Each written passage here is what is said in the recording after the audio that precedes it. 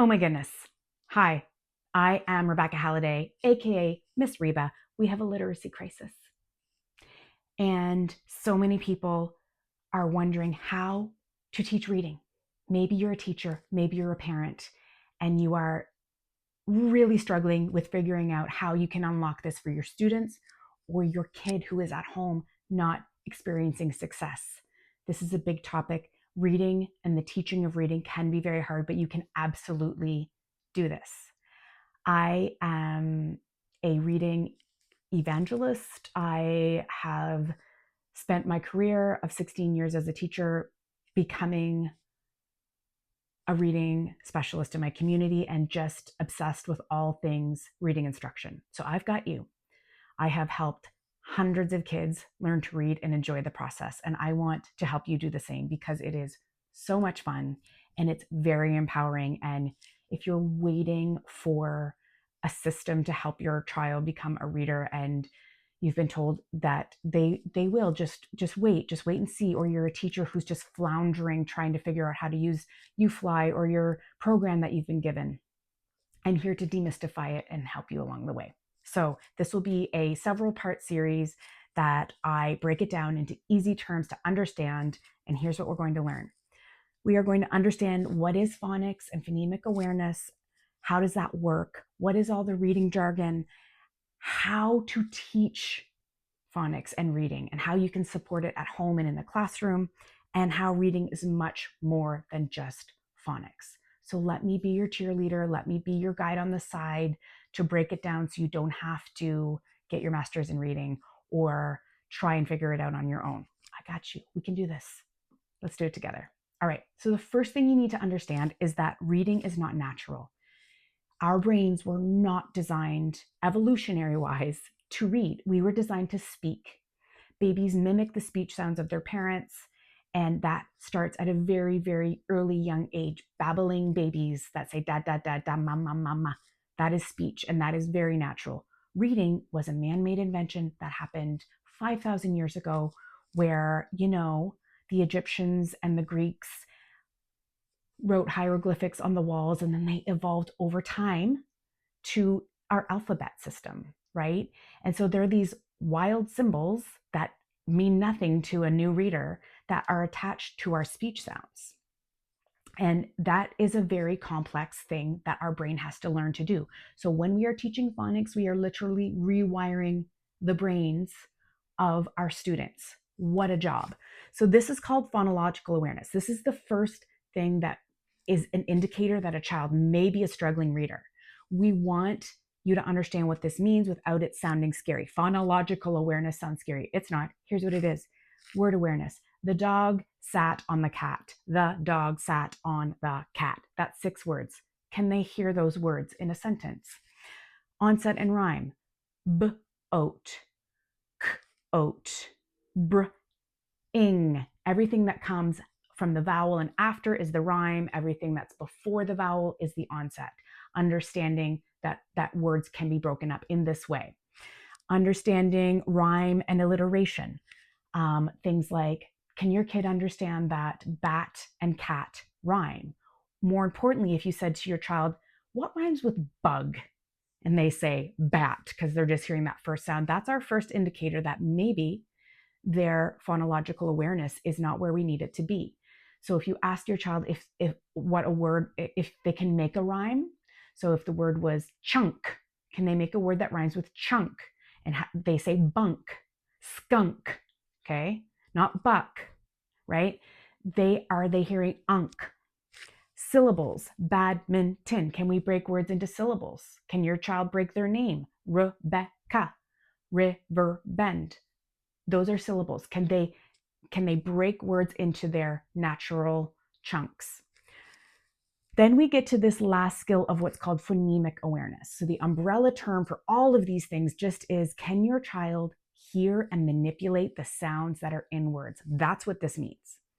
The more specific skill and the more sophisticated skill is manipulating the individual sounds, which are called phonemes. That's your first little lesson. Sounds are called phonemes. What are they called? Good job. So can your kid blend this together? What word am I saying? K, ick. Can they tell you that it's kick? Now, your turn. I'm going to give you a whole word. Can you break this apart into its sound? Lunch. Say lunch. L-a-n-ch. Even my older students often will do this. La-nch. L-a-n-ch.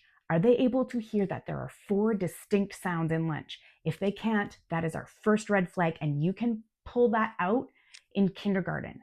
So when you get the information perhaps from your school to say in grade 2 that they're struggling, but it'll be fine, just wait and see. This is how you can actually tell. We can identify learning issues in kids in kindergarten. So if anyone's telling you differently, that's not true. Stick with me. The last one would be manipulating sounds. Say the word rat. Change the r in rat to, what's the new word? Hat. Say the word big. So isolating sounds. What's the last sound in the word big? Can they tell you that it's g? If not, there may be an issue. And if they've not worked on these skills because they're 2 or 3 years old, you can start working on these skills. Reading rhymes, poetry, all those things. That's how we develop this skill from an early age. What sound do you hear in top? Top. And you have to speak like this, and you don't look cool, and that's okay. All right, the next thing to understand on your reading journey is, what is phonics? Phonics is very simply the spoken words in our language, our speech sounds, and how those sounds, there are 44, are connected to the letters that we see in text and the letters that we write every day. So how are those speech sounds connected to letters? Very simply, phonemes are sounds, graphemes are letters. It's the connection of our speech sounds to letters and letter patterns.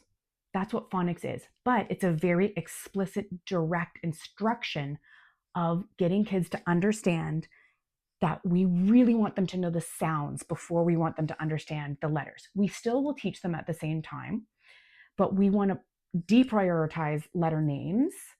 That's not the most important thing. And we don't want to teach the alphabet in ABC order, and I'll tell you why.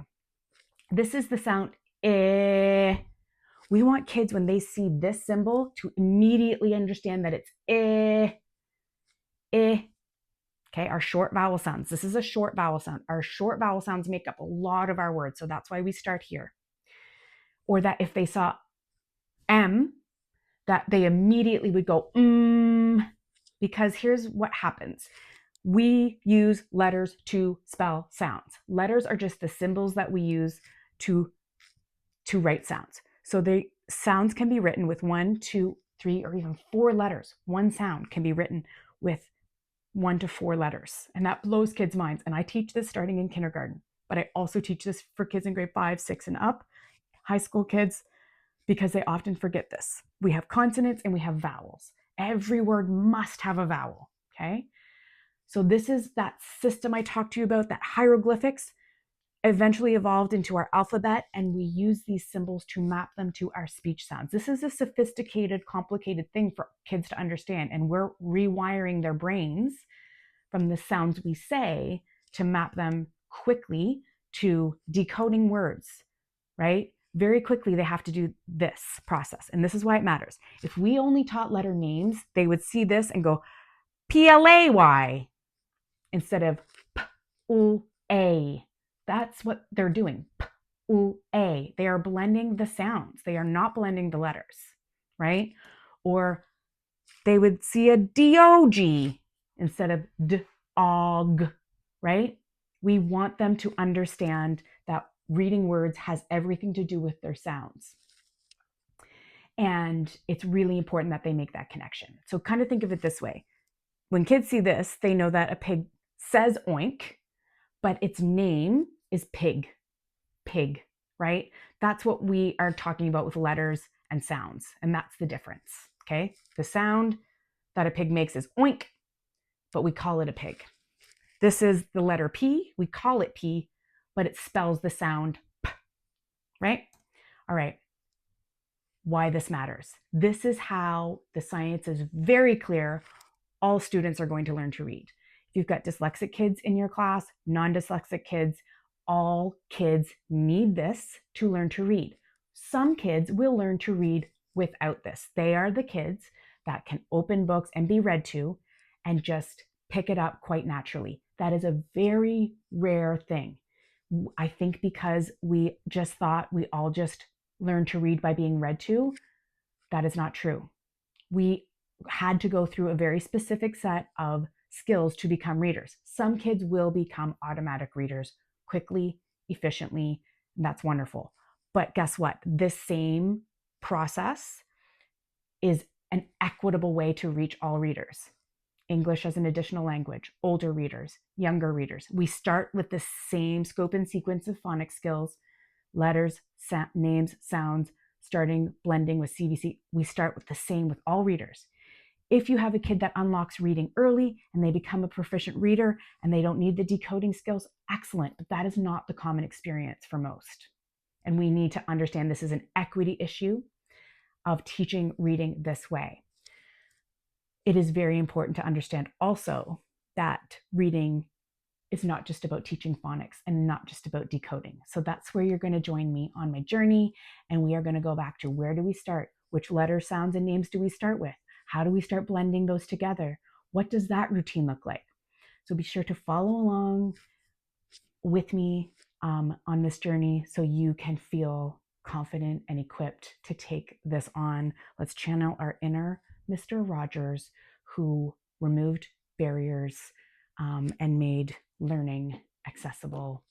So thanks for joining. This is a very big deal that we're taking on together. I got your back. We can do this.